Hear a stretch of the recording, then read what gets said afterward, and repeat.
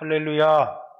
우리 옆 사람하고 반갑게 2021년도 하나님 은혜로 살았습니다. 하나님 은혜에 감사합니다. 이렇게 인사 한번 나누겠습니다. 오늘 날씨가 너무 추워서 그런지 오신다고 자기 승용차로 오시는 분들은 그래도 좀 덜 불편했을 텐데 아마 걸어오시거나 또 버스 타고 오신 분들은 많이 불편했을 거다 이렇게 생각합니다.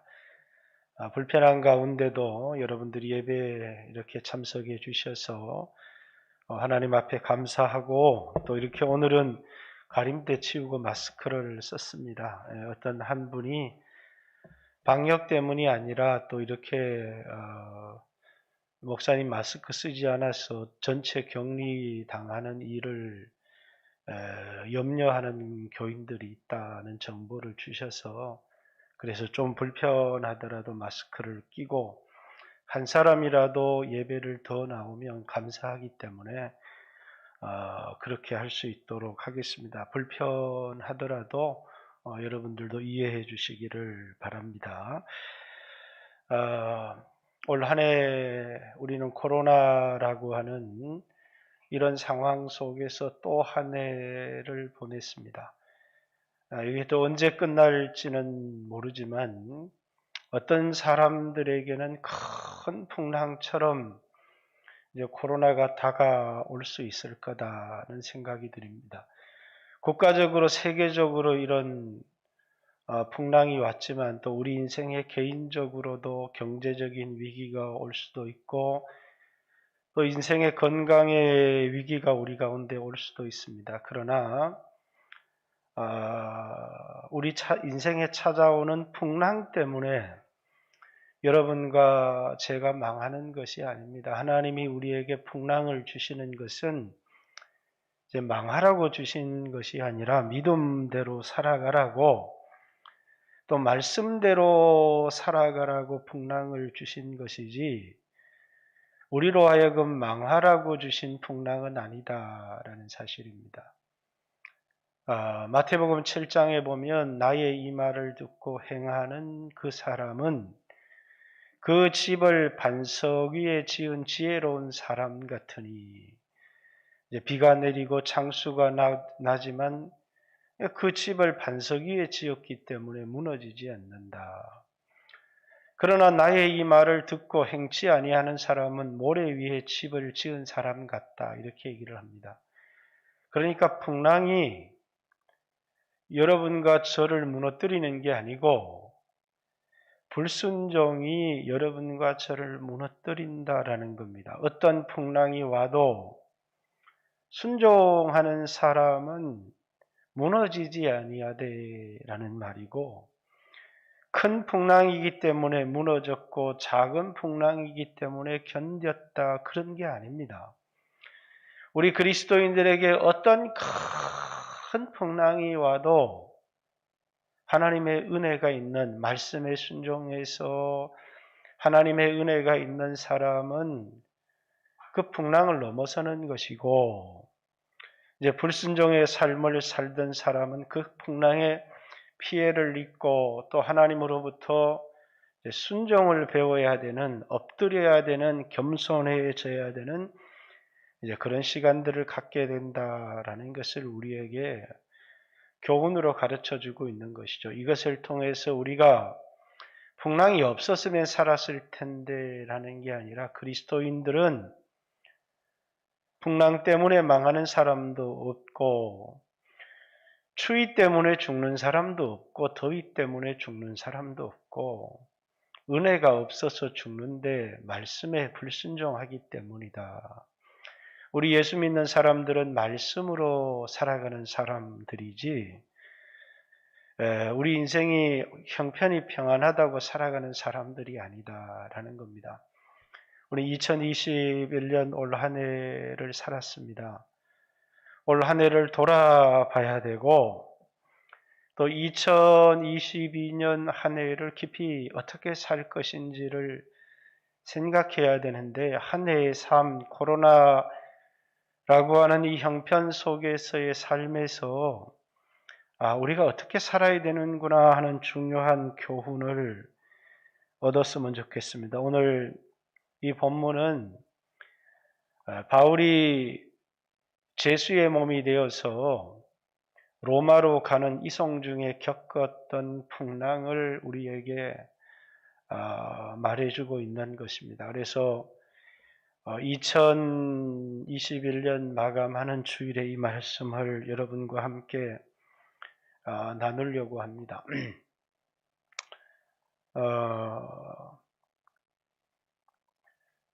바울은 미항이라고 하는 곳에 있었는데 이 겨울을 지나야 로마로 가는 배를 로마까지의 항해를 안전하게 할 수가 있어요. 그런데 이 겨울을 지내기에 미항이라고 하는 이 항구는 너무나 좁고 이제 불편한 겁니다.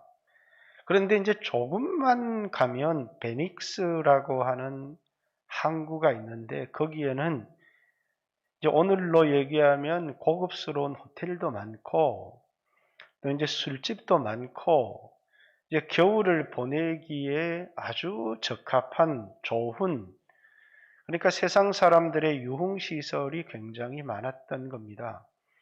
이제 로마 율리오를 대표하는 로마의 군사도 그렇고 또 이제 선원들도 그렇고 또 여기 이제 돈을 많이 있는 선주도 그렇고 이 미항이라고 하는 것은 자신들이 지내기에 뭐 어차피 제수들이야 동일할 수 있겠지만 너무 불편해서 이제 미항에서 베닉스 항까지는 한 40마일, 우리로 얘기하면 60km 정도도 채 안 되는 하루만 더 가면 갈 수 있는 이런 거리에 있었기 때문에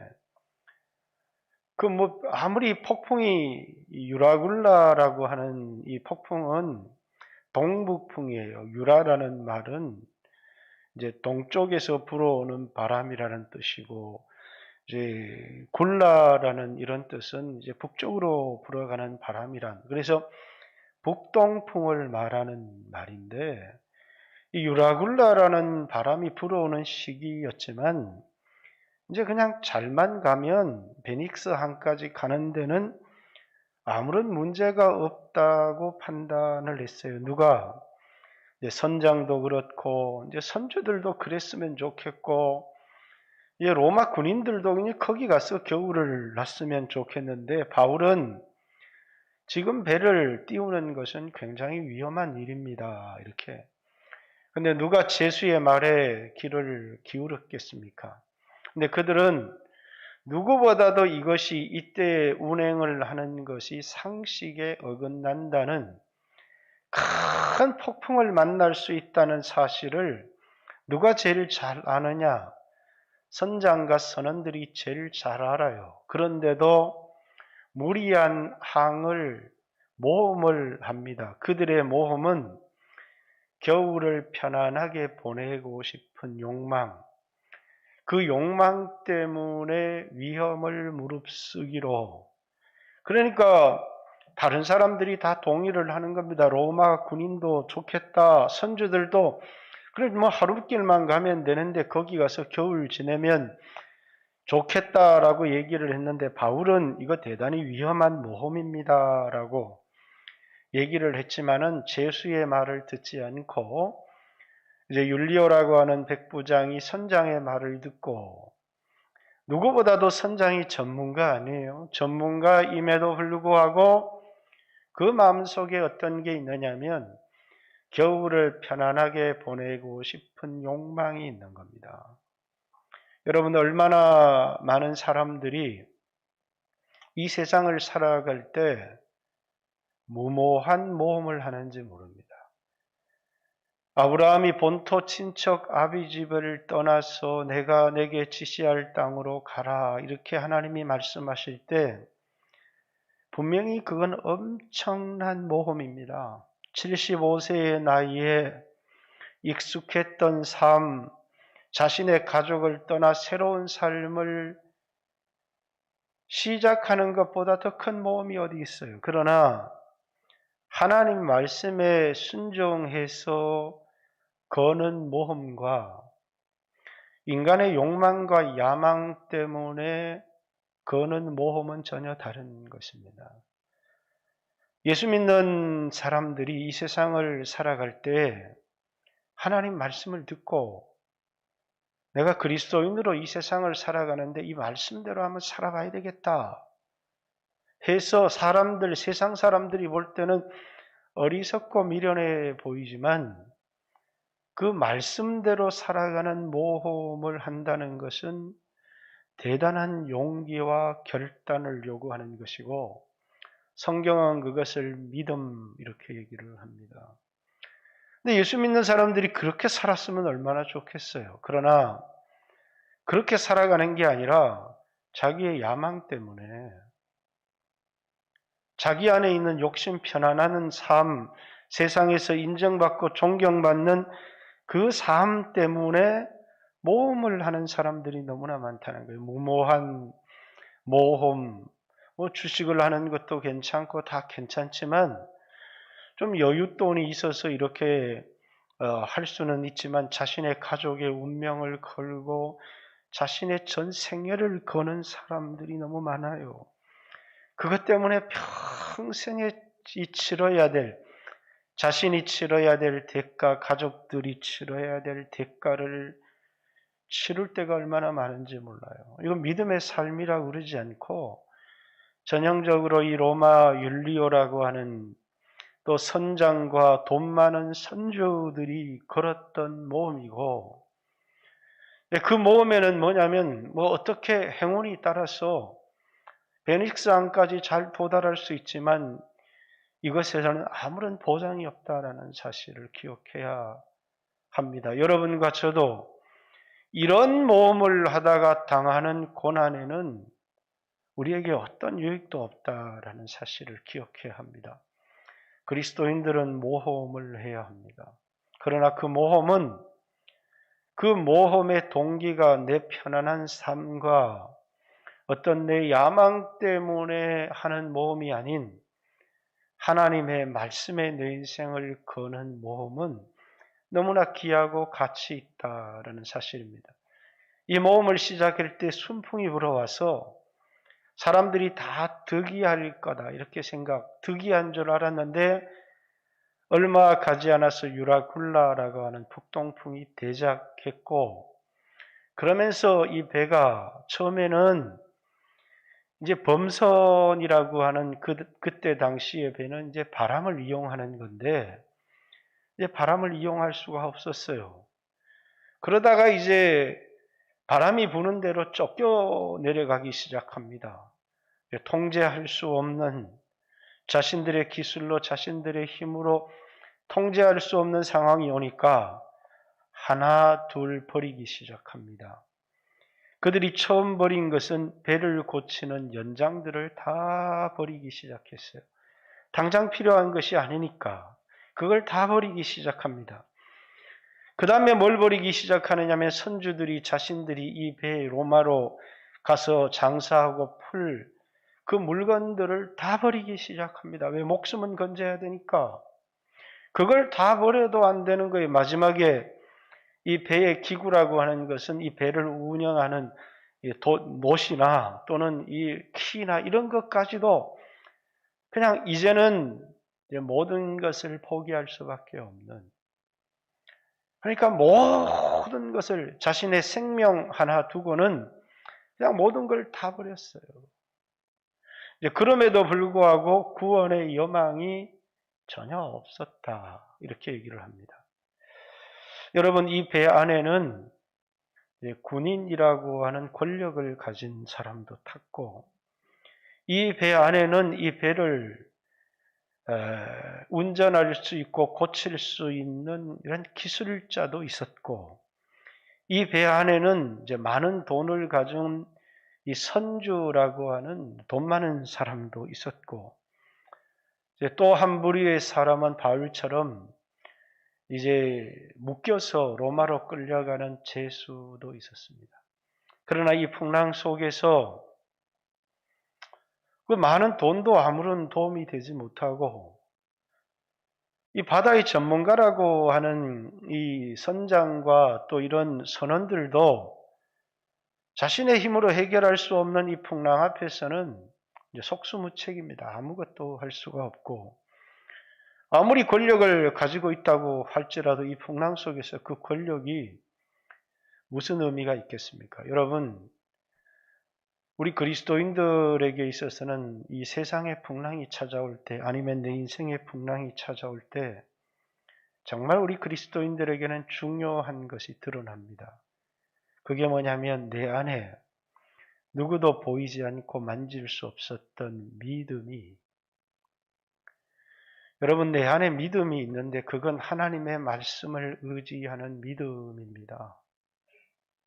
내 인생에 살고 죽는 것은 하나님의 손에 달렸고 내 인생이 하나님의 계획 속에 달렸다라고 하는 이 믿음이 그리스도 안에, 그리스도인 안에 이 믿음이 우리 안에 있는 것이다 라는 사실이에요. 그래서 평안하고 안정될 때는 이 믿음은 전혀 보이지를 않아요. 그런데 이런 풍랑 속에서 그리스도 안에 있던 믿음이 드러나기 시작하는 것입니다. 여러분, 우리 그리스도인들도 그래요. 이 사람의 믿음이 있는지 믿음이 없는지는 평안할 때는 찬송하고 기도하고 교회 프로그램 나와 열심히 하고 전혀 알 수가 없어요. 그러나 인생의 죽음의 위기 앞에 서게 되면 내 안에 있는 이 믿음이 작동을 하는지 작동을 하지 않는지가 드러나기 시작하는 것입니다. 그래서 믿음은 그 사람의 행동을 보면 알 수가 있는 게 아니라 위기 때에 그 사람의 믿음이 드러나기 시작하는 겁니다. 그러면서 사람들은 그 사람을 보고 뭡니까? 아, 이 사람 안에는 내게 없는 소망이 있구나. 이 사람 안에는 내게 없는 평안이 있구나.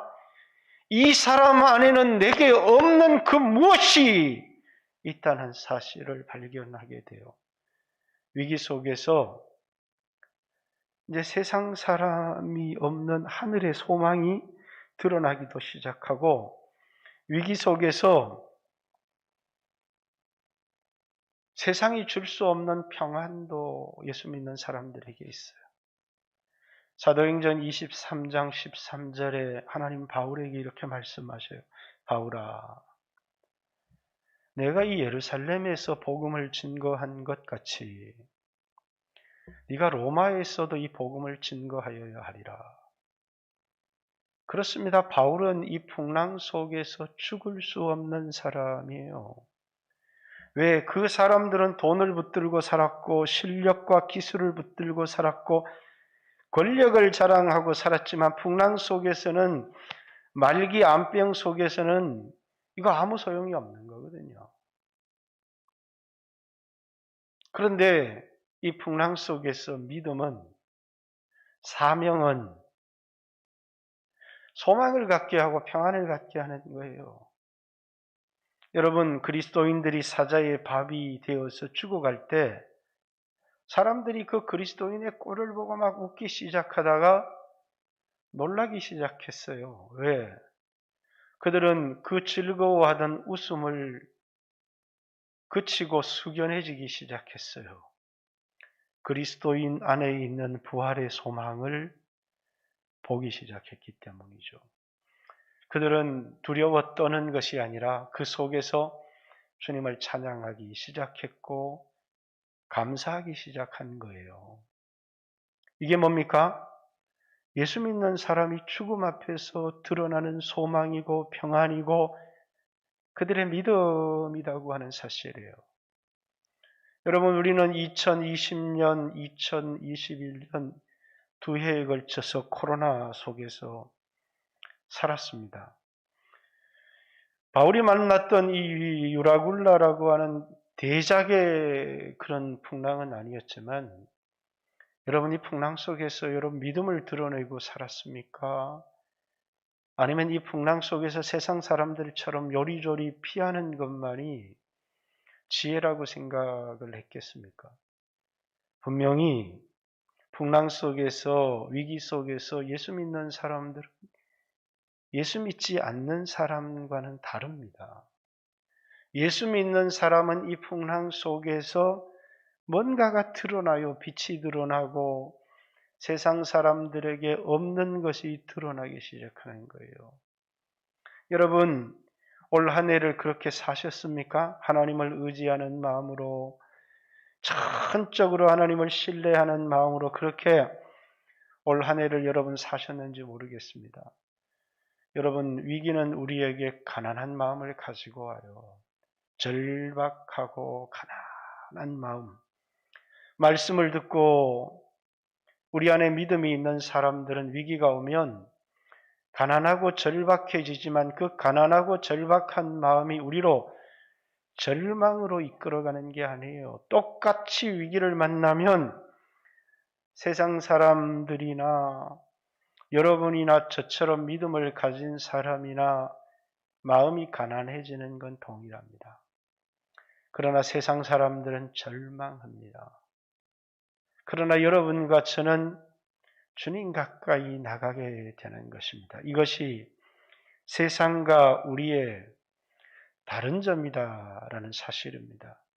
그래서 여러분 올 한 해도 여러분들이 어떻게 살았는지를 이 코로나 상황 가운데 세상 사람처럼 살았다. 그러면 여러분 안에 예수가 있는지 여러분 안에 믿음이 있는지를 다시 한번 점검해 봐야 되는 거예요. 그 믿음은 아무도 여러분 볼 수 없는 여러분 마음속에 있는 믿음이 그냥 우리가 주일 예배 나온다고 해서 겉모습이 그리스도인이라고 해서 그건 예수님 당시에 종교인들에게 가장 흔히 볼 수 있었던 거예요. 그러나 그들에게는 예수님을 기쁘시게 하는 믿음이 그들에게 없었어요.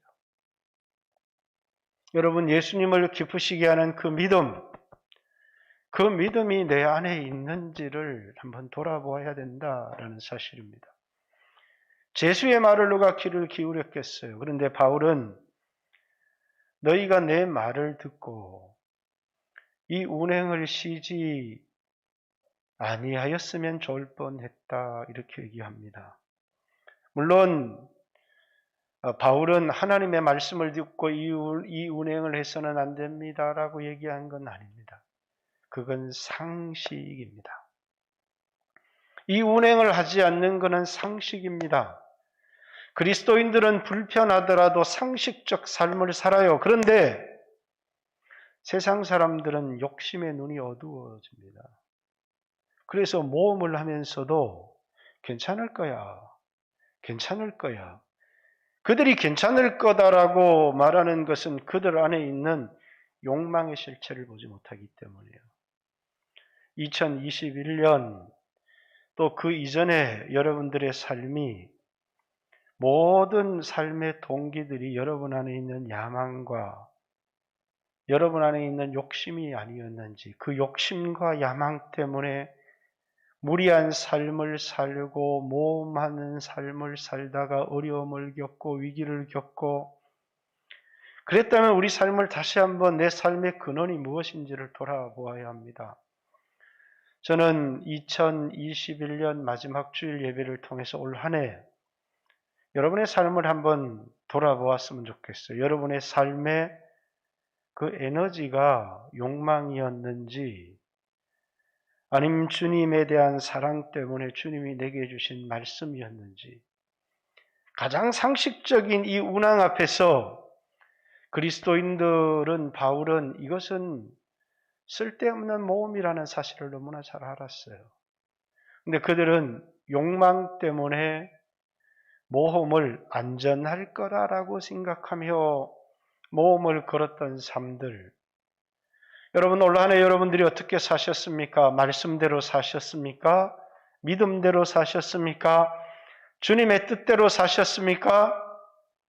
아니면 내가 큰 돈을 벌어서 주를 위해서 살겠다고 하면서 여러분의 야망, 여러분의 욕심이 근원이 되어서 헛된 욕망에 이끌리는 삶을 살지는 않았는지 우리가 이 마지막 시간에 해야 될 기도가 이 회개입니다. 바울은 이 말을 꼭 정리하고 넘어갑니다. 너희가 그리하지 않았더라면 좋았을 것이다. 그러나 나의 섬기는 하나님께서 이제 어젯밤에 사자를 보내서 내게 말씀하셨다는 거예요. 그들을 향해서 이런 메시지를 던집니다. 안심하라. 여러분, 안심하라. 이 말이 무슨 말이냐면 하나님이 우리에게 말씀하기 시작할 때 하나님이 우리 가운데 함께 계시다는 거예요. 너희들이 잃어버리는 것은 배를 잃어버리고 재산을 잃어버리겠지만 생명에는 아무런 타격이 없을 것이다. 그리고 나의 성기는 하나님이 어젯밤 내게 말씀하시기를 네가 가이사 앞에 서야 될 것이고 그에게 복음을 증거해야 될 것이다 라고 말씀하셨다는 거예요. 로마 황제 앞에 내가 너를 세울 것이고 그 황제 앞에 서도 네가 복음을 증거해야 될 것이다. 그것이 너의 사명이다. 여러분, 어떤 풍랑이 일어도 그 풍랑은 하나님 섭리 속에 있습니다. 내게 찾아오는 질병도, 내게 찾아오는 경제적인 파탄도 내가 잘하면 벗어나는 것이 아니라 그것이 하나님의 손에 있다는 사실을 기억해야 합니다. 그것을 통해서 이루고자 하는 것이 있습니다. 바울은 이 풍랑 속에서 죽을 수 없는 사람이에요. 왜? 로마에 가야 될 사람이고 그곳에서 로마 황제 가이사 앞에 복음을 증거해야 될 사람이기 때문에 그렇습니다. 여러분, 우리 인생에 풍랑이 오고 위기가 옵니다. 우리가 꼭 돌아봐야 될 것이 있습니다. 나는 살아야 될 사명이 있는지, 하나님이 나를 통해서 이루고자 하는 일들이 있는지, 그저 엎드려서 하나님, 나 여기서 죽고 싶지 않아요. 그래도 누구나 다 죽으면 찾아오는 겁니다. 근데 사명을 다하기까지는 살아야 되지 않겠어요? 근데 내가 살아야 될 사명, 그걸 주님 앞에 내어놓을 수 없다면 주님으로부터 살아야 될 나의 사명을 주님 앞에 내어놓을 수 없다면 내 입에 사명이 있는 한 사람이 있어요. 그래서 이 배는 이 바다에 침몰할 수가 없는 거예요.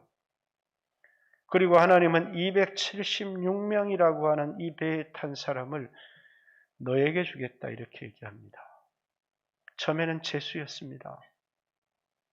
그런데 말빨이 있는 사람들이 있어요.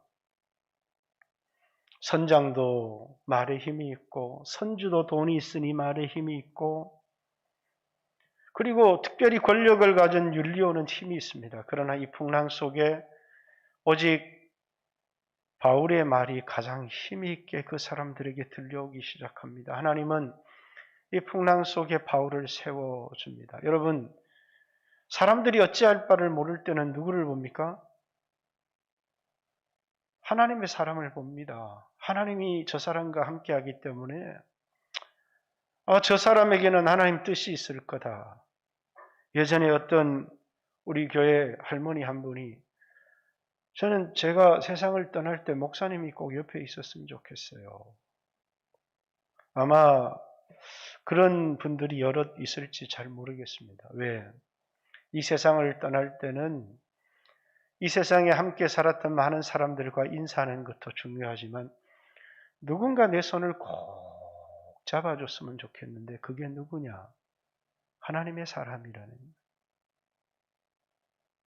그렇죠. 이 풍랑 속에서 바울의 말은 그들에게 누가 바울의 말에 귀를 기울이겠어요. 그러나 여러분 안심하십시오라고 하는 이 바울의 말은 풍랑 속에 있는 그리고 하나님이 내게 말씀하신 그대로 되리라고 믿습니다. 이 배가 한 섬에 걸릴 것입니다. 그래서 그 말씀대로 되어집니다. 그리고 이 276명의 사람을 바울에게 다 나에게 주겠다고 말씀했다는 거예요. 이 말은 이 사람이 바울이 로마에 가서 복음을 증거할 때 바울과 함께 로마에 증거할 증인들로 이 풍랑 속에서 하나님을 경험하게 해주시겠다는 거예요. 멜리데라는 섬에 그들은 걸리게 되었고 그리고 바울이 독사에 물렸어요.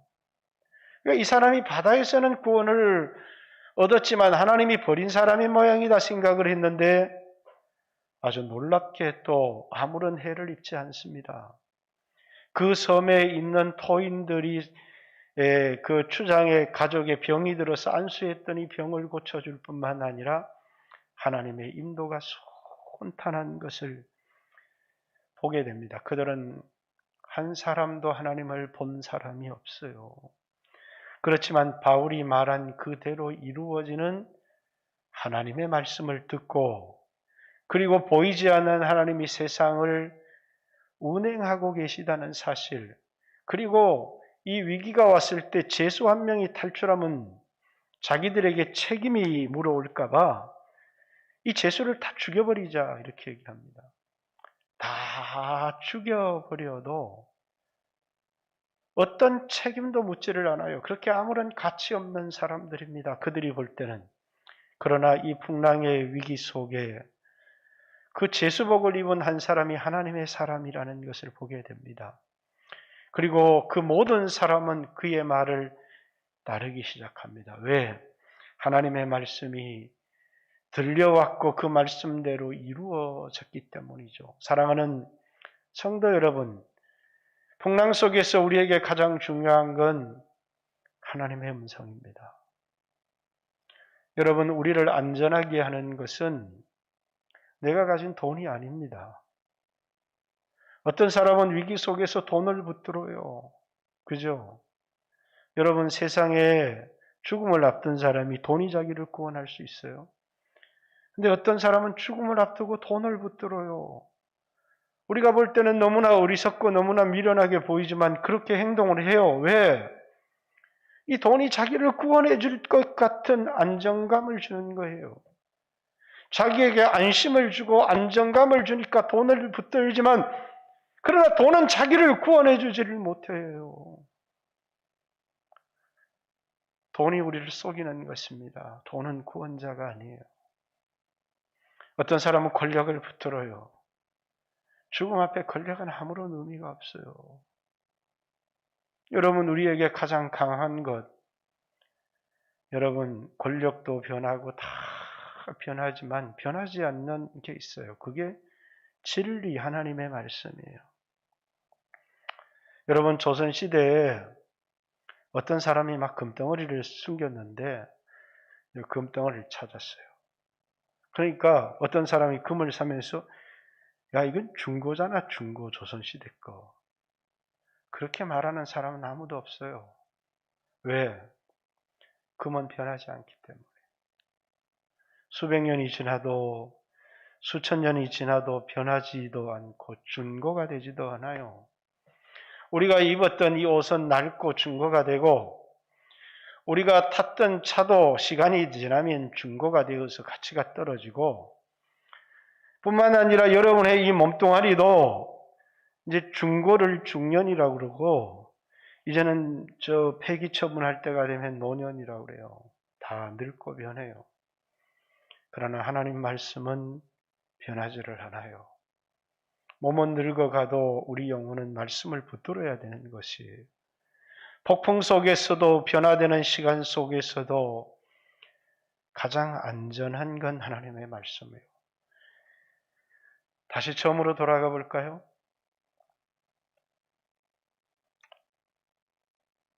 마태복음 7장 산상설교 마지막에 예수님 말씀입니다. 사람들은 말씀에 순종하는 것이 대단히 위기인 것처럼 느껴지고 위태롭게 느껴요. 왜? 풍랑 속에서 말씀에 순종하려고 하면 다른 사람들은 다 자기 나름대로 피난처가 있거든요. 돈이라고 하는 피난처도 있고 권력이라고 하는 피난처도 있고 피난처가 있어요. 근데 어떤 사람은 말씀을 피난처 삼거든요. 이 풍랑 속에서 말씀대로 살아가고 이 풍랑이 나여 더 빨리 갑니다 하는 사람은 말씀대로 사는 것이 피난처고 가장 안전하다는 것을 알아요. 그러나 현실에 느끼기는 어떻습니까? 말씀대로 살아가는 것은 마치 내게 엄청난 위기가 올 것 같아요.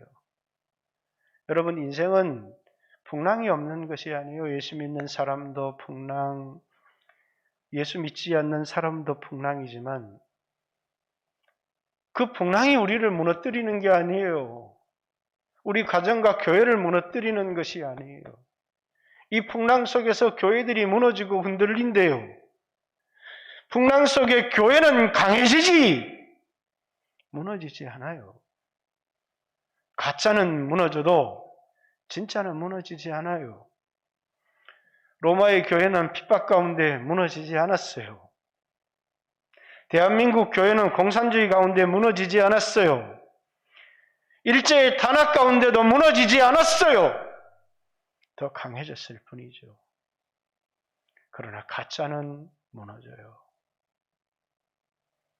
사랑하는 성도 여러분, 지금은 여러분과 제가 믿음을 붙들고 살아야 되는 그런 시기예요.